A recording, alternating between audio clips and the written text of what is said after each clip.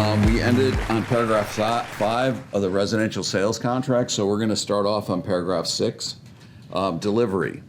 So this paragraph just sets up your delivery options in regards to any notifications from the other side or from your side, how those notifications are going to go. So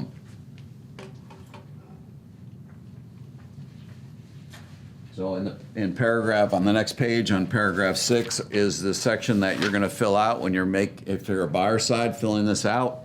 You're going to fill out how your buyers want any delivery of any notifications. And the one thing to keep in mind now that's changed with this form is before this was just notifications. Now this is all encompassing, right? So they took out the paragraph in your HOA condo that had set up for where you wanted the condo or HOA documents delivered, and now everything is encompassed in this paragraph, right? So make sure that you fill this in however you see fit. I normally just put my email address in here, or sometimes depending on how my clients want delivery of stuff, I may put them in there. Now it makes it a little bit more complicated because now HOA and condo docs get delivered according to this paragraph as well. So make sure that you fill it out accordingly.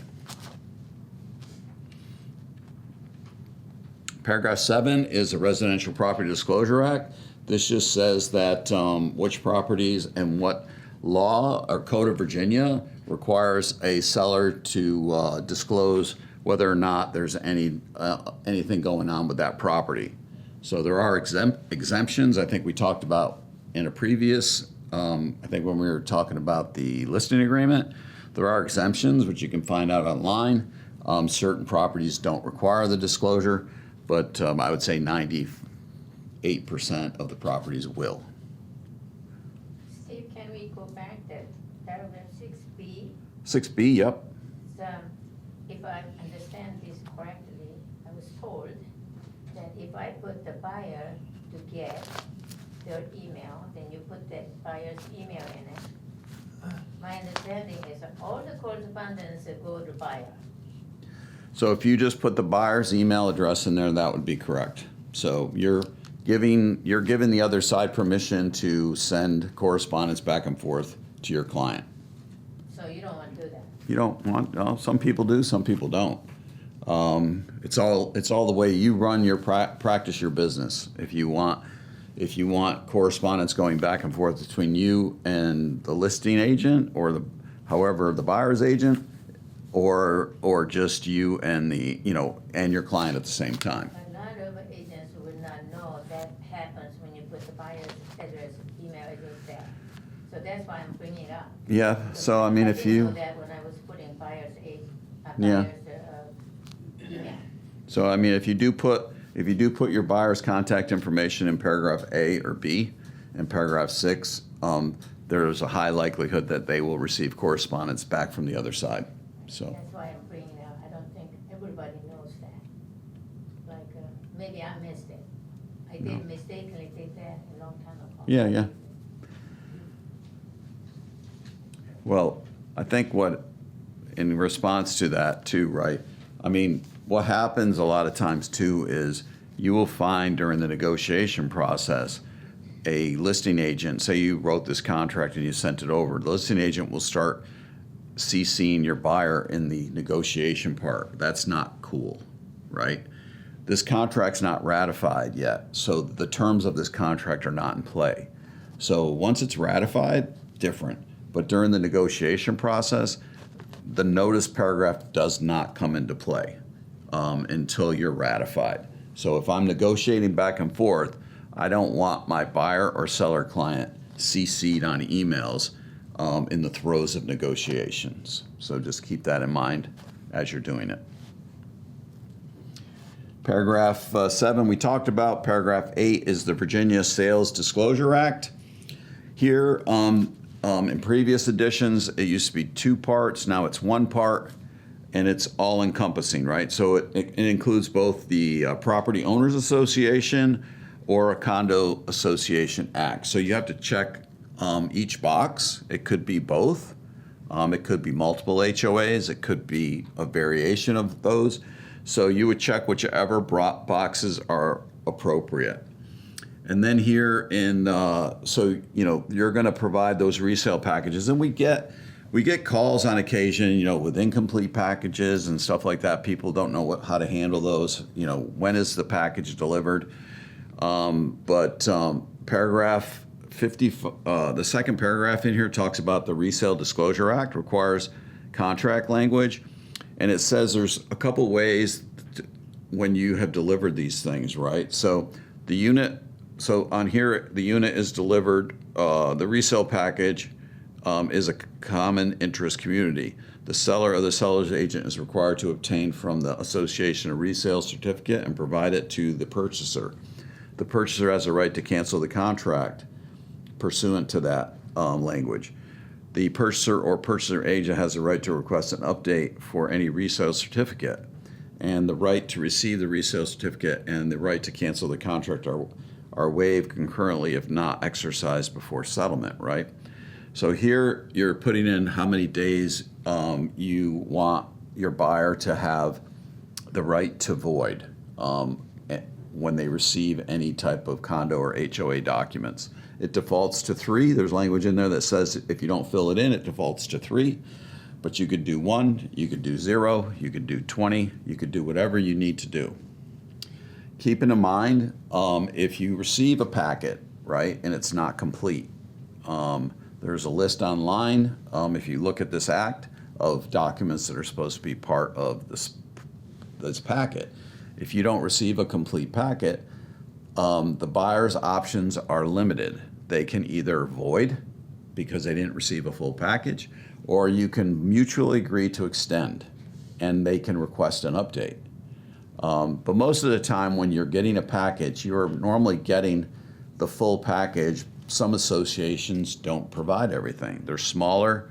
Maybe they're not active. And a lot of times you can tell that from the monthly or annual fee. If you're dealing with an association that charges $100 or $200 annually, they may or may not have the full package. So just be aware of that. And the only options are either a mutual agreement of an extension of the timeline, or your buyer can void the contract. Of course, they can move forward with whatever they get, but those are the only things. So if you receive an incomplete package, it's not, hey, my packet is incomplete, my time clock hasn't started yet. That's not the case. The case is, I've received what the seller has provided. I have 3 days to review. I can also, during that 3 days, negotiate an extension because I feel this packet is incomplete. And of course, they delivered it on a Friday afternoon, and the HOA or the condo association is closed over the weekend. And I'm not sure I can find out on Monday whether or not this is a complete package or not. So I may need an extension. So by the time you get to that 3rd day, if that's what you got in there, you either have to do one of those 3 things. So we can even put 0 there, right? Yep. Just be aware from NVAR Legal says that if you put 0 in there and you're the listing agent, that doesn't mean the contingency is gone, right? Because if I deliver you a ratified contract at 2 o'clock in the afternoon, theoretically, by the letter of the law, my first day doesn't start until the next day. So that day, during the day, as a buyer, I could theoretically void under those contingencies. Even though it says 0, the buyer could still void on the day of ratification or the day of delivery of those documents till 9 p.m. Yes. Steve, Yep. speaking of incomplete, now agent doesn't have an obligation to examine the whole packet. They don't have to understand the whole thing before they can forward it to their buyer client. Buyer client has the right to look at it. Agent's supposed to not have obligation to look into packets. I usually look. So the question is what? Question is, do we have obligation to look over it's correct or not? That's between you and your client, right? Each agent is different. Some agents don't look at it, some agents do. I would recommend if you're getting paid as a real estate agent that you help your client out by looking that over. However, you do run the risk if you look it over and your client doesn't, and you tell your client that everything is good, and then something in there isn't good, you have put your name and yourself out there. So it's a collaboration between the parties to look it over. Me, I always look over the documents, or I always look over the resale package itself to see if there's any violations or anything that I need to bring my client up to speed on. But as far as reviewing the whole packet, if my client told me a specific thing, like, hey, they have a commercial vehicle and they want to park it in the subdivision, and I may go through the documents looking for anything that talks about parking and whether that would be a problem for them, so that way I can bring it to their attention. Otherwise, I'm not going through, I'm telling them it's in their best interest to peruse through all those documents on their own. Now also be aware that also new, right, before, if I had here in the notice section, or in the previous section where it had the buyer's information as to where to deliver the HOA or condo pack, and I had their email and my email, and they only deliver to me. Before, we used to say, well, it was never delivered to my client, so the time clock hasn't really started. That's not the case anymore. If we receive the HOA pack and our buyer client does not, then the time clock starts when it's sent to me as the agent. So we're a part of the transaction, so it's been determined that it's been delivered. So if we're going to be out of town and we know HOA docs or condo docs are going to be delivered, we need to make sure that we stay focused on our stuff. Question about the first part of the date. What is the significance of this date, the first one, days after the ratification? Well, you have two dates in there. One is if they deliver it prior to, I'm going to say like new home construction. You go in, they'll give you the packet. You won't have a ratified contract yet, but they'll give you the packet. This just says that whatever those days are, say 3 days, that doesn't start until you actually receive the ratified contract back. So the first part is, yes, hey, we've received the documents prior to the execution of a ratified contract. However, our days don't start ticking until we actually get a ratified contract. Before, the new home builders said no. The reason why it's clarified this way is new home builders used to deliver you the packet when you sign, and then it took them a week to get you a signed ratified contract back, and you would get it and you would say, hey, I'm going to void on the HOA, and they'd say, no, you can't. We gave you that packet a week ago. Well, you never really had a ratified contract, so it's defined now. Two separate things. Paragraph 9 is the maintenance, property maintenance. This paragraph goes into what's the proper condition of the property, and what are you going to base all your timelines off of, right? So here you're saying the property will be delivered in free and clear of trash and debris, broom cleaned, and in substantially the same physical condition to be determined by whatever date you select in here. If you're doing a home inspection, highly recommend you click the home inspection button. If you're doing a property that is, you're not doing a home inspection, you're not doing any type of inspection, all your contingencies are waived, I would recommend that you click the date of offer. Now, it could help you out too if you know your client is going to make an offer. Use your phone, take a video in the property as you're walking around, or save the pictures that are, once you ratify, save the pictures that are in the listing, just so that you have some sort of visual proof of what the property looked like at the time of ratification. Some people in the other thing will check other and puts other dates in there. I would be careful about, some people will put in their date of walkthrough. That's okay if you're doing an as-is sale and you don't care what the condition of the property is when you go and see it on the day before settlement or whatever the day of settlement. But just be careful if you're putting in here as the day of the walkthrough. So that anything that happens to that property from the day of ratification to the day of the walkthrough, you're pretty much saying, I don't care, whatever happens, happens. I don't care if you fix it or not, because I want the same physical condition as of the day of my walkthrough. So if the dishwasher's working on the day of ratification and you put the day of the walkthrough and the dishwasher goes out between now and the day of your walkthrough, theoretically as a seller, I don't have to repair that because now I'm delivering you the property as of the date of the walkthrough, as you put in here.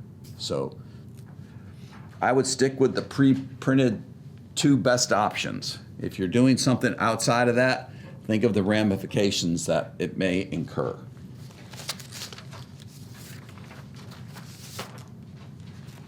The seller, another important thing here is the seller will have all utilities in service through settlement. So that's through the date of settlement. So make sure you have this conversation with your clients, especially on the listing side, to make sure that they don't turn the utilities off on the day of settlement. Because what time do they turn them off on the day of settlement? 9 o'clock. 8, 9 o'clock in the morning, right? Who does a walkthrough at 8, 9 o'clock in the morning? Very few people, right? So a lot of times you'll get a call from an agent who's showing up to do their walkthrough on the day of settlement. They're settling at 12 o'clock or 1 o'clock in the afternoon, and they go at 10 o'clock, and they get there, and there's no water, there's no electricity, there's no whatever, and they can't do their walkthrough. Don't be that person, right? Make sure that your client understands to have the utilities on through the day of settlement. So that means the day after settlement would be the day that you would turn them off, because they switch them over on the 8th. Now the sellers always are worried for some reason it's going to cost an extra 7 nickels to leave the water on for an extra day. So they're like, they don't want to do it. But hey, it's better than holding $1,000 in escrow until you get to, or delaying settlement a day, because the utilities aren't on when you get to the property when your buyer shows up. I had a nightmare of years ago on that. So make sure you do that. Now you can coordinate another date, right? So I do a lot of times, if I have a settlement on a Friday, I will talk to the buyer side, and I will say, hey, we're settling on a Friday. Your client's probably moving in over the weekend. My clients would like to turn the utilities off on Friday. Can your clients turn utilities on in their name on the same day? And 99.9% of the time they say sure. But I get it in writing, right? I get it in writing from them in an email that says we have officially we're officially going to transfer you the utilities, and then you have no problems. So you can coordinate that for other than that date, but just make sure you have something in writing. Some people will even do an addendum that'll say all parties agree that utilities will transfer on this date versus that date, right? So here you're going to, you're acknowledging that the property is accepted, and the following things are going to be in working order unless otherwise noted, are the electrical, plumbing, appliances, all that kind of stuff. And the contract is or is not contingent on a home inspection. So here you're checking that it is or is not contingent on a home inspection. If it is contingent on a home inspection, you need to include your home inspection addendum, which outlines the terms of your inspection, whether it's a home inspection with right to negotiate or a home inspection with void-only capability.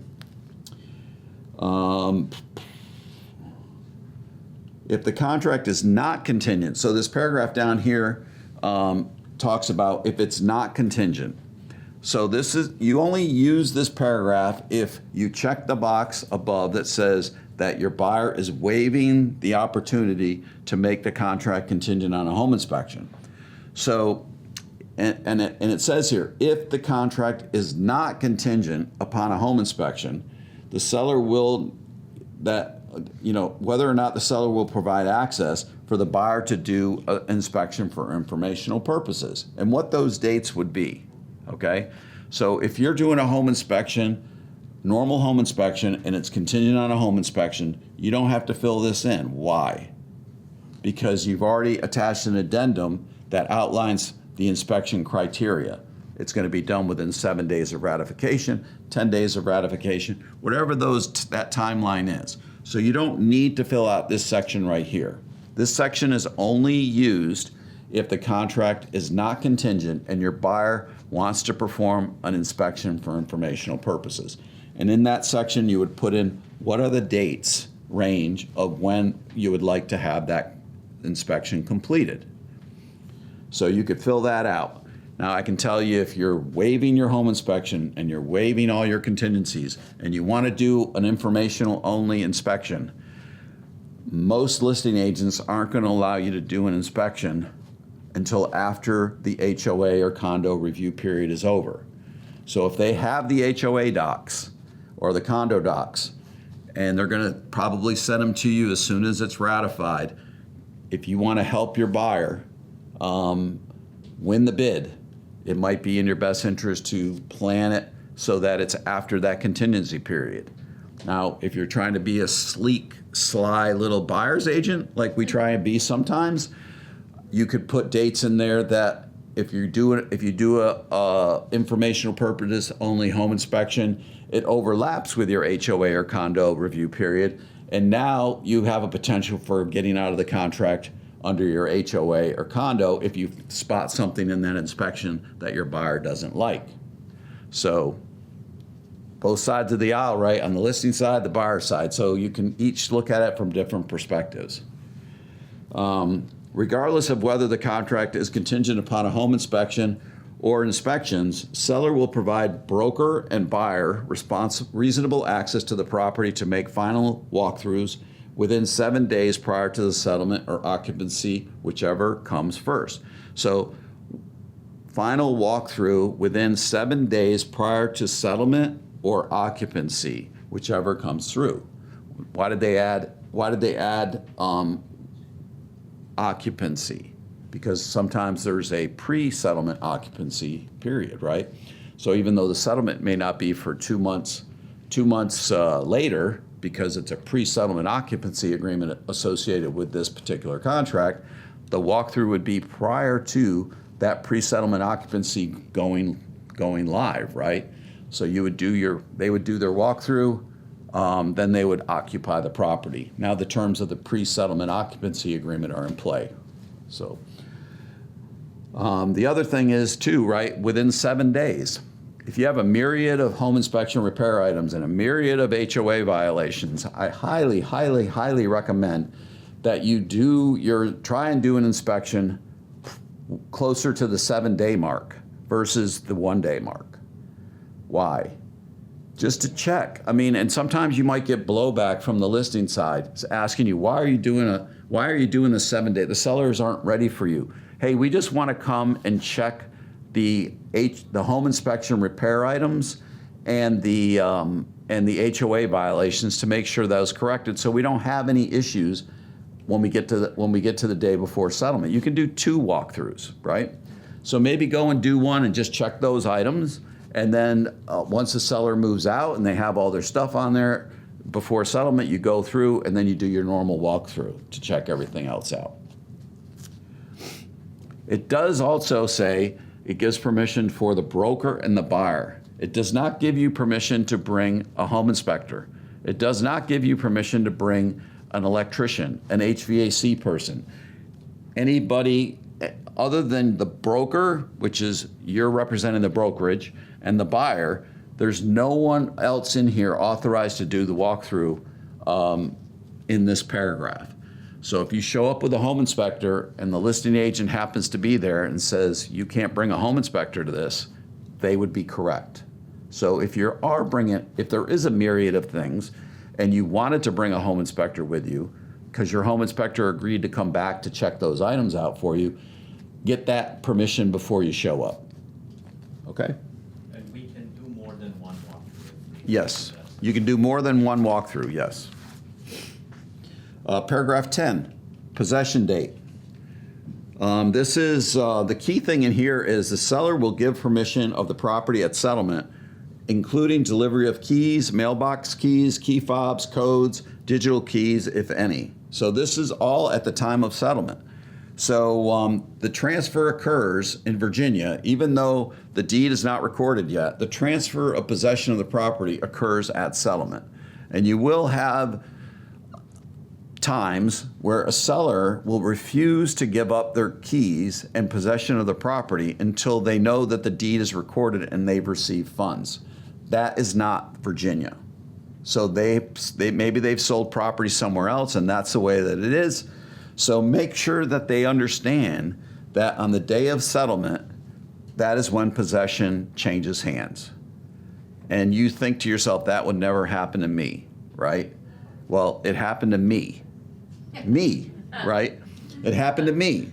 My seller, for some reason, had in his head, he paid the mortgage through the end of the month. So he had possession of the property all the way to the end of the month. So say the settlement was on the 10th. So, when I went to check on him a week before settlement and see how his move was going, and he hadn't moved anything, I said, "You're moving in 7 days. When are you moving?" "Oh, I'm not moving till the end of the month. I paid the mortgage through the end of the month." So boo-hoo to me, right? Yeah. Fortunately, the buyers were easily gave us an extension because they weren't moving in right away, so it worked out okay. But it happens to the best of us, right? So even when you think you know what you're doing, sometimes you don't, Explain to it. right?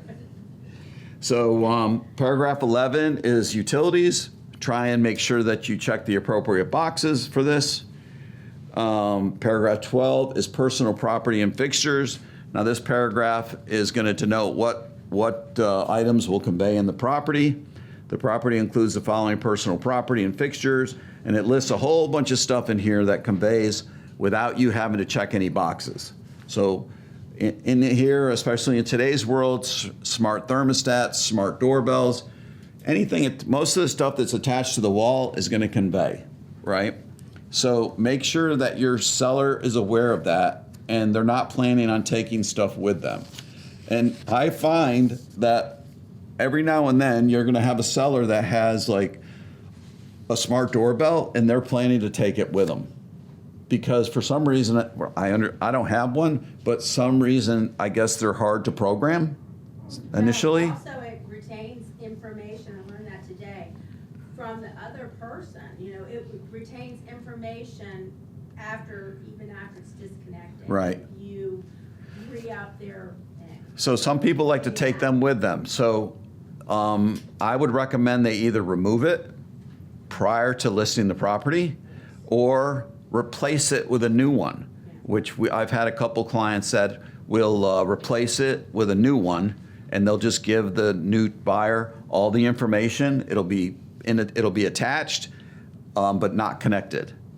So that's something that you can do. Things that do not convey is always a good thing as well, right? All surface or wall-mounted electronic components do not convey. So, however, all related mounts, brackets, and hardwares do convey. So you have, like a lot of people have flat screen TVs in every room because they like to watch TV wherever they are. I guess they're addicted to it. So if they have them mounted to the walls, theoretically, they're supposed to leave the mounts and the brackets that attach to the TV.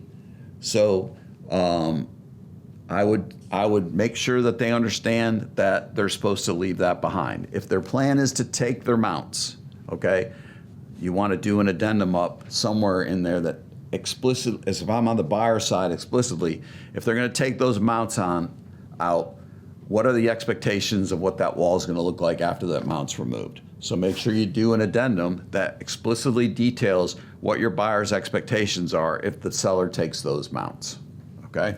See, can we put, does not convey that section, can we put that in without having addendum? I don't understand the question. The two sections, other conveyance, and there's a do not, the conveyances, do not. Does not convey? Yes, The does not convey paragraph? does not convey, Can you write whatever it is doesn't convey? Yes. Yeah, you can. without having. addendum. Correct. Yes. Yep. But I would, if the seller writes in here, TV wall mounts do not convey, I would want to expand on that as the buyer's representative, because the buyer's expectations could be that when they remove the wall mounts, they fix the drywall and they paint. That could be the expectation. So we're in the business of managing expectations, right? So we want to make sure that our client, the buyer, is satisfied with whatever it is they're going to get. So how many times do you show up at the walkthrough and say, I'm going to stick with the TV mounts? They said they're going to remove the TV mounts, and you get there and there's just 4 holes in the wall, okay? Big holes. So now you have to manage your buyer's expectation, and most of the time use your commission to have someone come in and fix that for them, because that's not what you're expecting.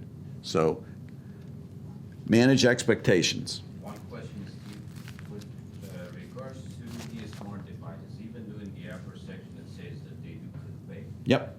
If the seller doesn't want to convey them, can we put it in that does not convey? You can.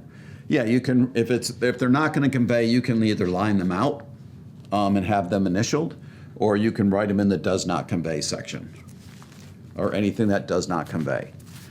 I always find it easier to remove items than to write things that don't convey.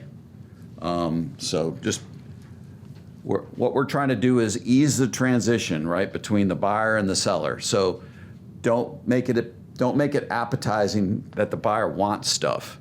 So if there's things that the seller plans to take with them that would normally convey, they should take it now. I can't tell you, there's been several times where, I'm going to say chandeliers. You know, they left a chandelier, they inherited a chandelier from their great-great-grandparents that they had hanging over the dining room table. Never said anything to anything. When you go on the day of walkthrough, there's a cheap-ass Lowe's chandelier hanging there, and you're like, what happened to the, we're conveying a chandelier. That's all that matters, right? Well, no, that's not the way the contract reads. The contract reads that the property is going to convey in substantially the same condition as of the date of the home inspection or the date of the offer. So if your folks have stuff that's hanging that normally would convey that they're planning to take with them, take it out now before we list the property. And then you don't have problems later on. So then you would fill out the section for all the items that do convey. You don't have to put numbers in unless there's more than one. If there's multiple ones, just put however many numbers there are.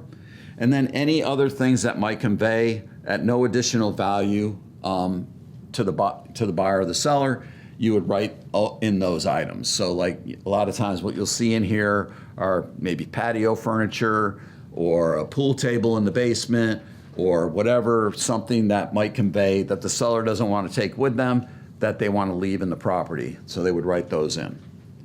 Of course, it does not convey, it's there, I would try not to use it. And then whether or not there's any fuel tanks on the property that the buyer needs to be aware of. So this would be heating fuel, this would be propane, or anything on the property that would require a tank, whether it's leased or not, because a lot of times what you find out is the buyer will find out after the fact that a tank, especially propane, was leased when they go to fill it up and they're trying to use a different company, and the company will say, no, this is a lease tank from whatever company, we can't fill it up. And now your buyer's like, well, we never were notified that it was a lease tank. So if there is propane or whatever, make sure that you understand from your client, the seller, whether or not that tank is leased. And then down here, other leased items you would add in there that they may have, or things that may extend after the sale of the property. Like you have a lawn maintenance program, maybe it's an annual program, you've paid for the whole year, you're selling the property in July, hey, they get 5 more treatments of whatever lawn treatments for the year, you would write that in there through whatever company it is. Paragraph 13 is IRS FERPTA. This is just checking whether or not the seller is FERPTA or not. And most of the time, we're just going off of that make an offer sheet that hopefully most agents are using now, and it's uploaded in the document section of the listing. So you would just check the box, it is or is not. If you don't know and you're the buyer's agent, don't check the box. Try and find out. If you can't find out, then leave it blank. Make the seller side fill it in. Paragraph 14 is smoke detectors. This just protects the buyer that says, hey, the property has to have working smoke detectors. So on the day of your walkthrough, if you had an as-is sale, this paragraph still holds true. So smoke detectors have to be installed and in working order. 15 is targeted for, targeted for lead-based paint is paragraph 15. So if your property was built prior to 1978, you have to check that there's a potential that there is lead-based paint in the property.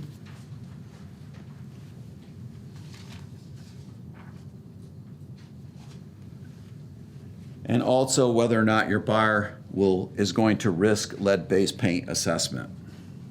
Now this is always a quandary because you have a buyer that wants to do lead-based paint testing on the property. So they don't want to waive it, and they want to go in and they want to have the seller allow them to do lead-based paint testing. You're going to find a lot of times that the seller, with recommendations from the listing agent, do not want you to perform lead-based paint testing. Why? Because if they do lead-based paint testing and they walk, now the seller is obligated to either mitigate or disclose that there's the presence of lead-based paint in the property. So I always, when agents call me and they tell me they're having a hard time ratifying a contract because their buyers want to do lead-based paint testing, I always say, stop looking at houses built prior to 1977. So the criteria for these buyers should be 1978 or newer. They shouldn't be looking at older properties because the potential for lead-based paint, especially when you get to 1972 and older, is somewhat high, right? So if I'm the seller, I'm thinking to myself, you want to do lead-based paint testing, do it when you move in, and then you can mitigate and you can do everything. But so just be careful if you're the listing agent and you're looking at the potential for somebody asking you to do lead-based paint testing, that if they do find any lead, because they're going to go around and scrape paint throughout the house, right? If they do find any lead-based paint in there and they walk, now you have to disclose it or you have to mitigate it. And I can probably assume that mitigation is not cheap. So, Not everybody can mitigate either. well, that's true too. So think of the layers of paint on stuff, especially some of these older houses, built maybe in the 1940s, 1930s. How many layers of paint are on there? So they're going to dig up. You have to get all that paint removed, get down there, get it all sanded off, right? And of course, these people are wearing hazmat suits, and the whole house probably has to be, it's probably not a great thing for a seller to have to go through. Paragraph 16 is wood destroying insect inspections. So your buyer has to decide whether they're going to do one, WDI, or they're going to do one at their expense. They're not going to do one, or they're going to ask the seller to pay for it. So with conventional financing or cash buyers, they don't have to do wood destroying insect inspection if they choose not to do one. So they could pick none. However, VHA and FHA require, so you'll have to have it done. So, and I believe VA rules have changed now to allow the buyer to pay for their own WDI inspection.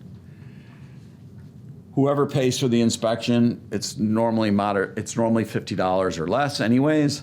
However, the big chunk of change always comes if they spot any wood destroying insects on the property. The cost for treatment can go anywhere from $500 to $1,000 depending on the size of the property and what they're dealing with. But it's already in here in regards to who pays for that. It's not a negotiable item. Okay, it can be negotiable if you use the as-is contingency clause and you check the box that says that the seller is selling the property as is in regards to wood destroying insects. However, if none of that is done, the seller is obligated to treat and to repair any visible signs of damage caused by wood destroying insects. So it's already predetermined. If the seller says they're not going to do it, it's a breach of contract. So the buyer then would have legal right to either take care of it themselves and sue the seller, or do whatever needs to be done, or potentially go into default and void and move on their merry way. Questions on that paragraph? Paragraph 17 is a home warranty. If there is a home warranty or not, you would check the appropriate box. Who's getting it, who's paying for it, all that kind of good stuff, and who the home warranty company is and what the cost is. Paragraph 18 is damage or loss. The risk of damage or loss to a property to fire, acts of God, or other casualties remains with the seller until settlement. So the seller, if there's something going on, they need to maintain their homeowner's insurance through the day of settlement, okay? I mean, I would make sure that they not cancel it until a successful settlement occurs, but they have to have coverage through the day of settlement. Paragraph 19 is title.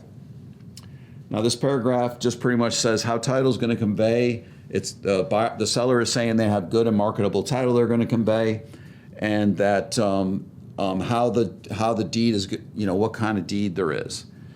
Now, some people will say, okay, this paragraph says that the seller will convey property by general warranty deed, but we all know there's times where the property is going to convey under special warranty deed, right?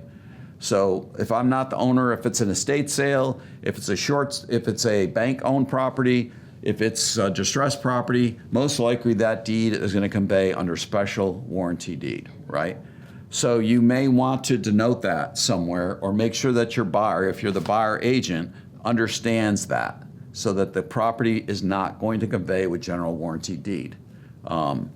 So under a normal scenario, sellers live in the property, they're conveying the property is going to convey under general warranty deed.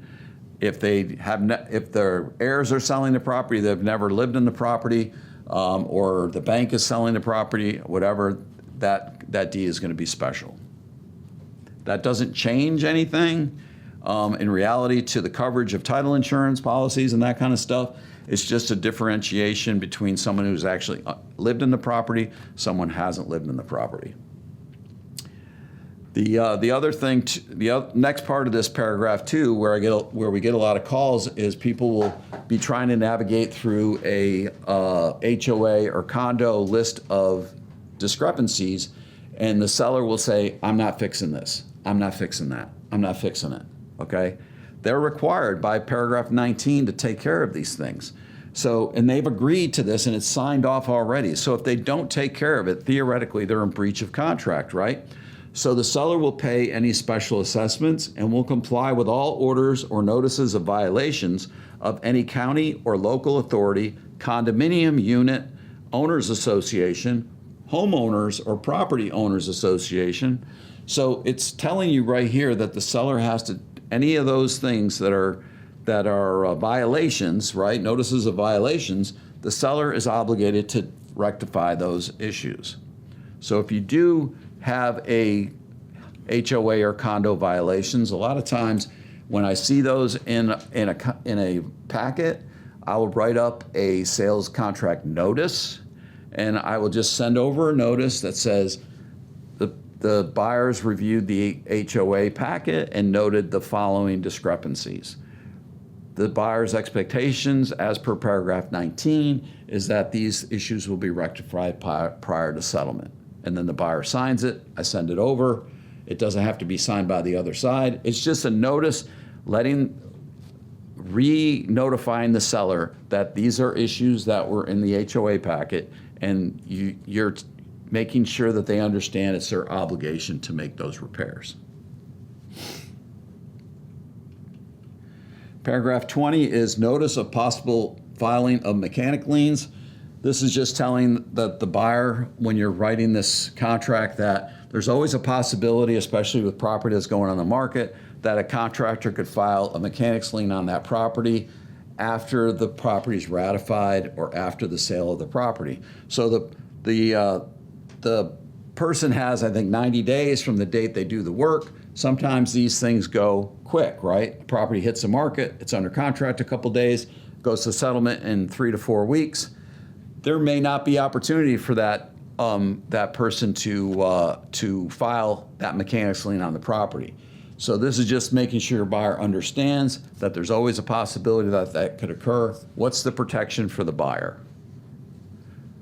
Title insurance, right? So title insurance enhanced policy has a mechanics lien rider on it, which would cover your buyer if that did happen after they settled.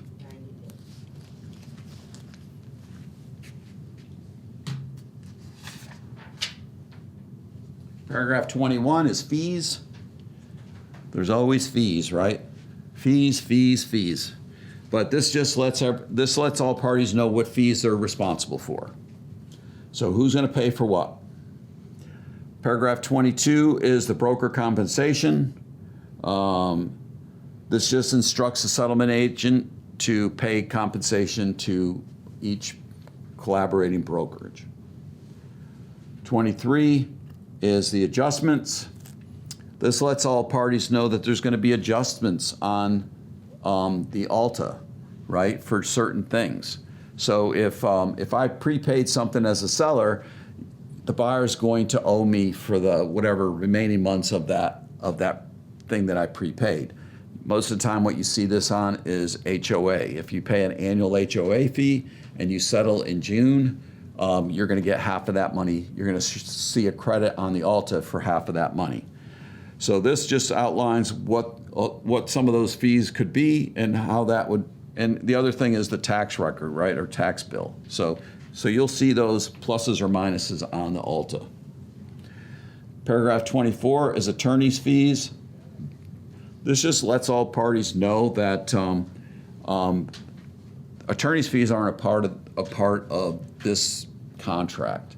However, if a buyer or a seller needs to hire an attorney, this kind of outlines how that could go, right?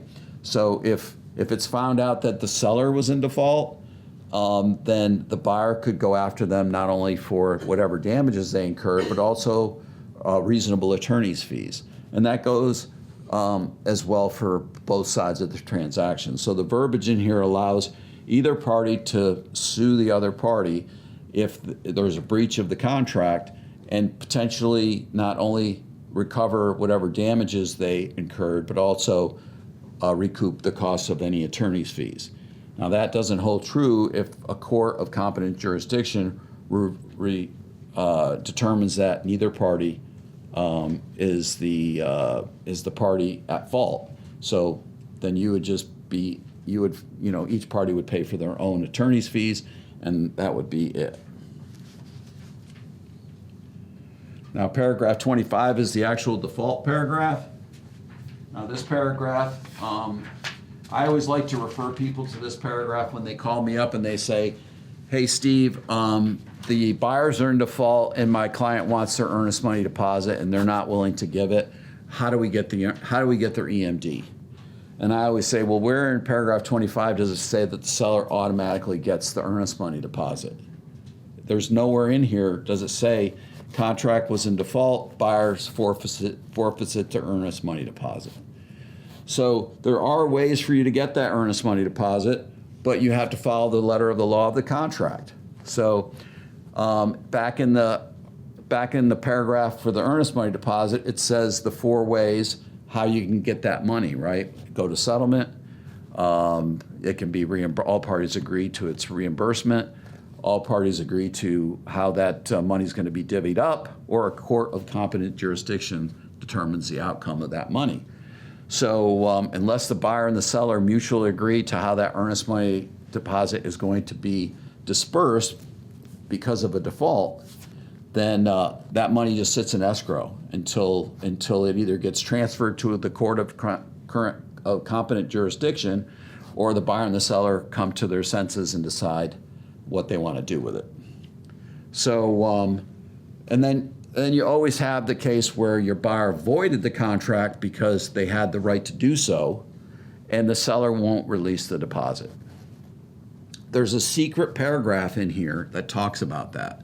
That is the tool for you as a buyer's agent to, after 5 or 7 days of trying to get your earnest money deposit back for your buyer, and you're unsuccessful, if you quote this paragraph and this verbiage to the listing agent and say, hey, according to paragraph 25, the last paragraph says, if either the seller or the buyer refuse to execute a release of deposit when requested to do so in writing, and a court finds that such party should have executed the release, the party who so refused to execute the release will pay the expenses, including without limitation, reasonable attorney's fees incurred by the other party in the litigation. So when I send over that notice to the listing agent, I say, hey, we've already waited a week. We haven't received our documents back signed. My clients are getting itchy. They're getting ready to talk to an attorney. So before they talk to an attorney, I wanted to bring your attention to the last paragraph in paragraph 25. And believe it or not, within 24 hours, I always get the signed stuff back. It's amazing, amazing. So hopefully that listing agent goes to their seller, because most of the time it's probably the seller, and says, hey, seller, I'm just letting you know that the buyer's agent quoted me this paragraph and said that their buyer is getting ready to hire an attorney to get their money back. So they had a valid right to void. They had a contingency for that. I know you're upset, but you according to the contract, you may not only be required to sign over their money back to them, but you could incur additional expenses to pay whatever attorney's fees that they incurred. So normally sign, done, over, okay? So give it a shot. It works for me. Yes, ma'am. How long does it take for the money is in with Samson Properties? Yeah. And then do they send it to the court? Is it only if they go to court, or is there some time, like a couple years pass by or whatever? How long will that money stay at Samson Properties before it's switched over to a court? It really depends. So I would say normally within a year. I would gauge a year, but I had one that was 2 years on a land deal where my clients voided they defaulted on the contract and they refused to release their earnest money deposit, and the money sat with Samson for almost 2 years until the buyer and the seller agreed to its disposition. So it was still with Samson at 2 years, but this, so I don't think they're in a hurry for it. But but I would say somewhere around a year is probably typical. Paragraph 26 is voiding the contract. If the contract becomes void and of no further force and effect without default by either party, both parties will immediately execute a release directing the deposit, if any, to be refunded in full to the buyer according to the terms of the deposit paragraph.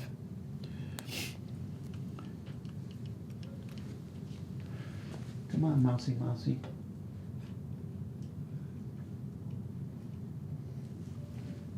Paragraph 27 is definitions. This goes through a whole slew of definitions, right? Ratification or ratified means delivery of the final acceptance in writing by buyer and seller of all terms of the contract to buyer and the seller, which delivery date will be the date of ratification, not the date of the expiration or removal of any contingencies.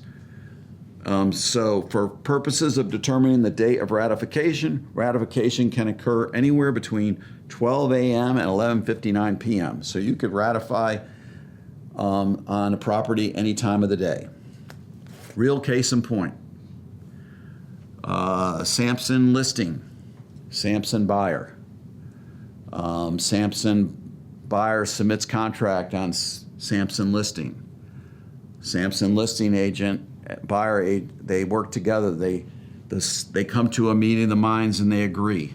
on the seller signs and initials off on the contract, sends it back to the buyer. The buyer forwards it to the seller, or the buyer's agent forwards it to the buyer for a couple initials so it can be ratified. The buyers sign it. It gets sent back. The buyer's agent never gets a notification that they signed it. Hours goes by. The buyer's agent is busy doing other things throughout the day. All of a sudden, she gets a notification that the sellers have withdrawn their counteroffer at like 2 o'clock in the afternoon. The buyer signed the contract at like 8 a.m. in the morning, and it was sitting there, initialed by them for 6 hours. But the sellers got another offer in and withdrew their offer and ratified with the other parties. Do you think that buyers were not very happy, right? So what was the breakdown here, right? Why wasn't it ratified? Because it wasn't delivered, right? The initialed off paperwork was never delivered back to the seller. So, but the buyers who initialed off on everything thought they had a ratified contract because they had signed off on everything.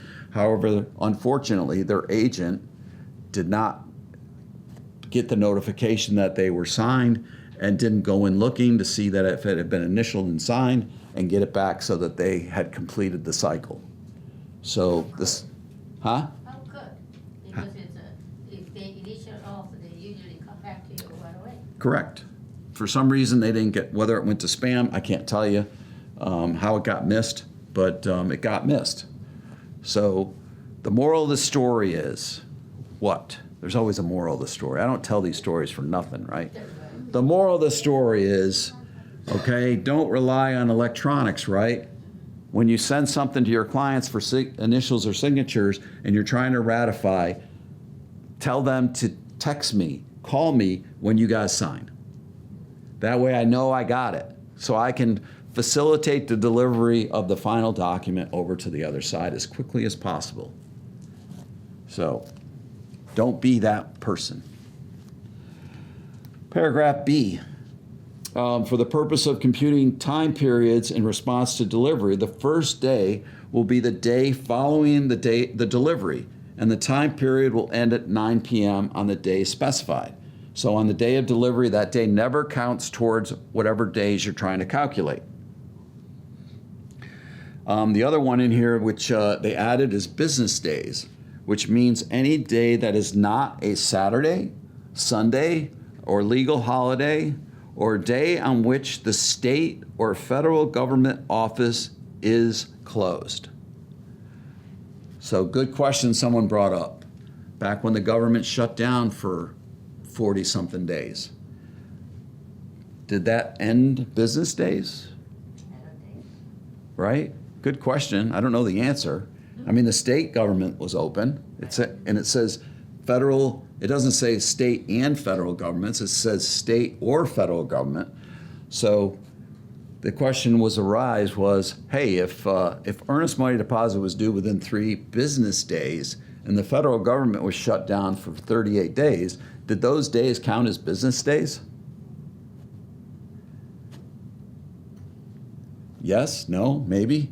I don't know the answer to that, but I would say because it says state or federal government, the state government was open, so I would say yes, it's a business day. The federal government was shut down. I think at most time when they're talking state and federal government is shut down at the same time is something happened and those government agencies had to close down. Like a big snowstorm, like a big ice storm. So, any questions on some of the other definitions that you might want me to go over? So for the default, what is the compensation that you can gain? Let's say the buyer is a default. For the seller, what is the best they can get? What are they entitled to, I guess? If the seller or the buyer is in default, what are they entitled to? The buyer is in default. Let's take that scenario. Okay, the buyer's in default. Now I am the seller. So what is the compensation I can get, I guess? Well, I mean, I think the play in most cases is that the seller is okay with releasing the buyer from their obligations if they would release their earnest money deposit in full, right? And really that depends on how much is in earnest money deposit. I mean, if there's, and that could go in either way. I mean, if I'm gonna say you're looking at $1 million home and there's a $10,000 earnest money deposit and the seller is looking for your $10,000 as damages, then, the question is, does the buyer and the seller both feel like the damages incurred were $10,000, right? It may or may not be, right? I mean, I may have, as a seller, I may feel like I've lost 30 or 45 days on the market, and now all my plans are delayed. Or maybe I was buying a house and I needed the proceeds from this house in order to sell, so I lost that contract over there and I lost my earnest money deposit over here because I can't go to settlement. So the way it all transpires out, it's hard to really say. I would say as a buyer's agent, it's our job to try and protect the buyer. However, the seller could, instead of if you send over, and this does or has happened, is you're the buyer's agent, you send over a notice or the termination of brokerage agreement to get your buyer's money back. The sellers refuse to sign it. Okay, they send it back with all the money going back to them. Your buyer refuses to sign it. The seller could say, okay, well, we're going to put the property back on the market. We're going to find another buyer. And at the end of this whole thing, I'm going to tally up how much money I actually lost, which are the actual expenses. And now I'm going to go after the buyer for my actual expenses. So your buyer needs to understand that if they can't come to a equitable reconciliation between the buyer for that earnest money deposit at that time, the seller could turn around later on and sue them for actual expenses. So say it takes me an extra 30 days or 45 or 60 days, I had to take $15,000 or $20,000 less for my property. Whatever those expenses are, they could itemize those expenses along with reasonable attorney's fees and now take your buyer to court for their actual damages. So it's in your best interest as the buyer's side is to try and come up with an equitable solution to get your buyer out of that potential scenario. So whether it's a 50-50 split, it depends on the earnest money deposit. I mean, if there's a $5,000 earnest money deposit and you just held the property off the market for 45 days and maybe they gave you 2 or 3 extensions and you still couldn't get to settlement, well, $5,000 may be a stone throw out of what the buyer's damages could be. But if you're talking, $50,000 or, $100,000 down on a property, and 30 days later, for some reason, the buyer couldn't buy or perform, is there $100,000 worth of damage there? Well, you have to decide, right, as the buyer, how much damage did I incur to that seller, and try and make it equitable for all parties, right? Did I answer your question? How often do you see buyers and sellers default and go to court? It happens on occasion. And normally if that happens, Samson will piggyback the lawsuit for commissions. So say your buyer was in default and the seller's going to go after them for actual damages, we'll actually add a lawsuit on top of that for the commissions that were supposed to be earned and we didn't get. So that just brought that price tag up even more, right? Yep. And if it was the other way around, then they would go after the seller. Correct. Correct. Yep. Correct. All right. Paragraph 28 is time is of the essence clause, which means all this stuff happens quick. So try and get it done as quickly as possible. Failure to meet your dates as identified in the contract, right? So in this, I think this mainly means I'm going to say this time of the essence really points to what? Your home inspection, right? I mean, if your home inspection contingency is for 7 days, don't send over the paperwork on the 8th day, okay?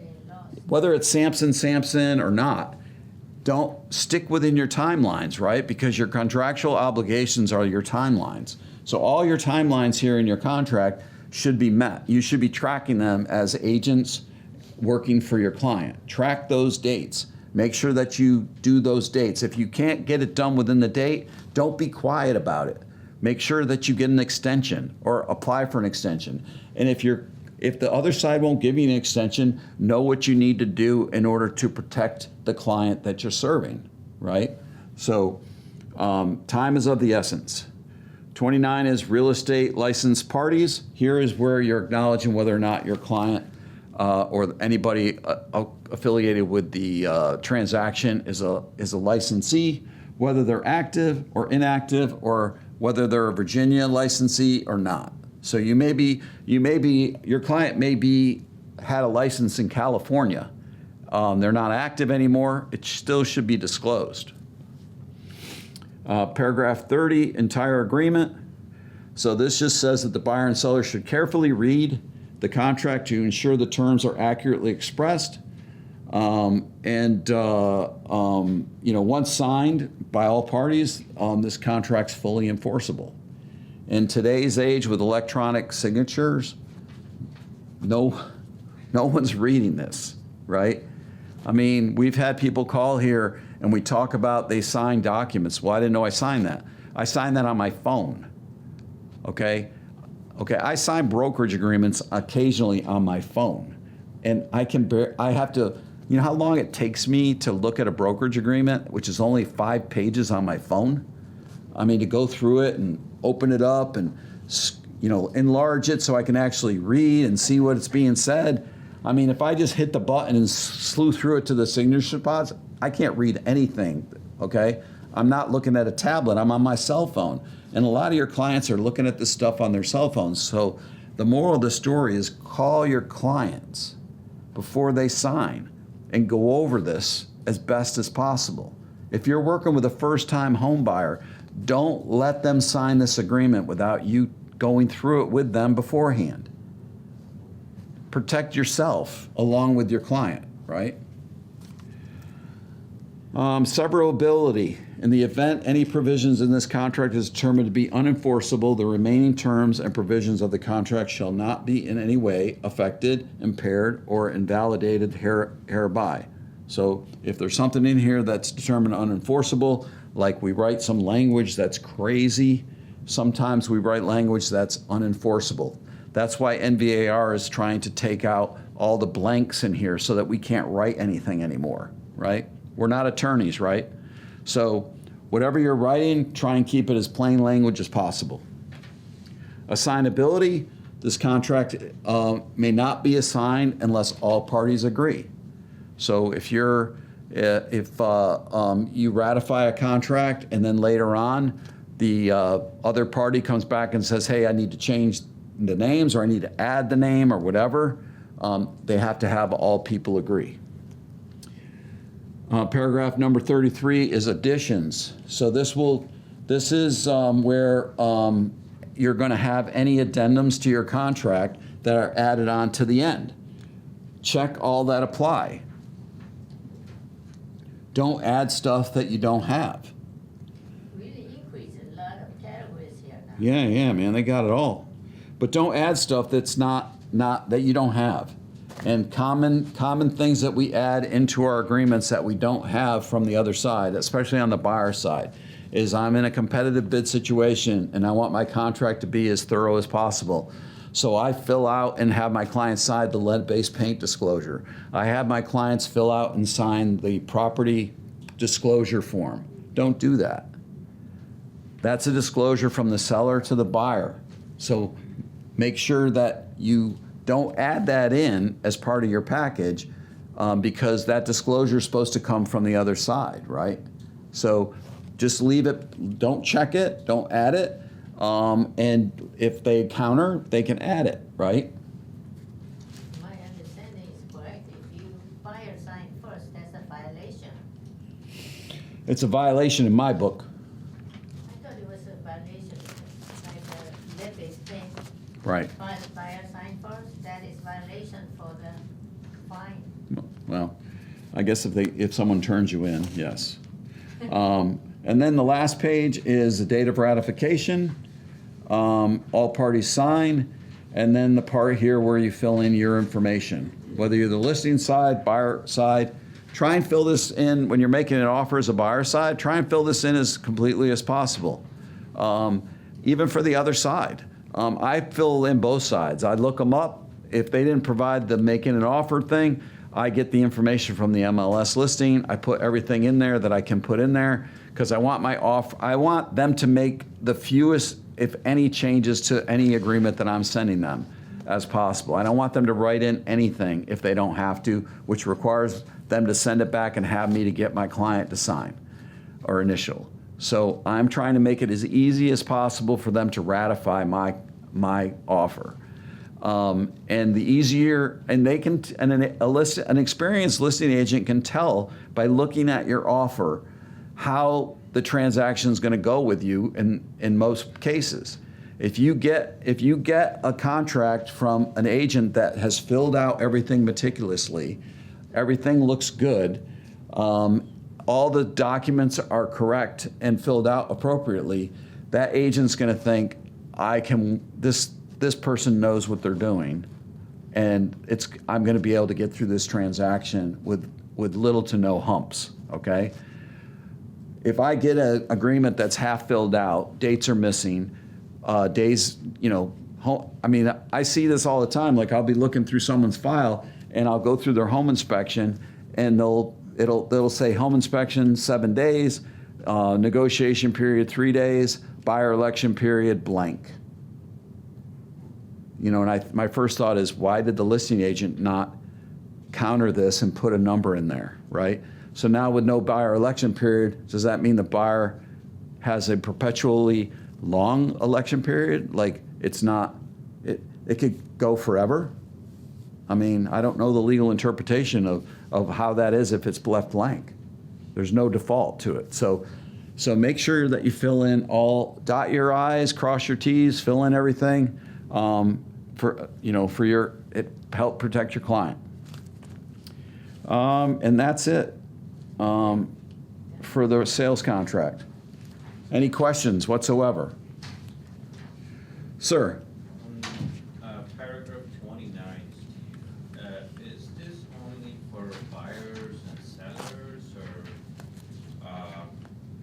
in situations like if the buyer's agent is representing their relatives as an agent? Does that also need to be disclosed here? Like, as a buyer agent, I represent my brother. My brother is not licensed, but I'm licensed. Right. Well, that would be is related to one of the parties, right? So there's a checkbox there for related to.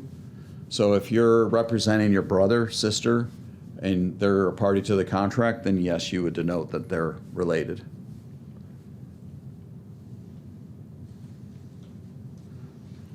I think that when you look that up too, like sometimes we get questions like, I'm representing a cousin, or I'm representing my stepbrother, or some extended family. There's only the relationship thing I think goes to brothers and sisters, right? It doesn't, the family tree doesn't go all the way to, like third cousin on your mother's side and all that. Nephews and niece probably too. I'm not so sure about nephews and nieces, but I remember brothers, mothers, parents, siblings. Immediate family members. Yeah, immediate. All right, well, thanks for coming.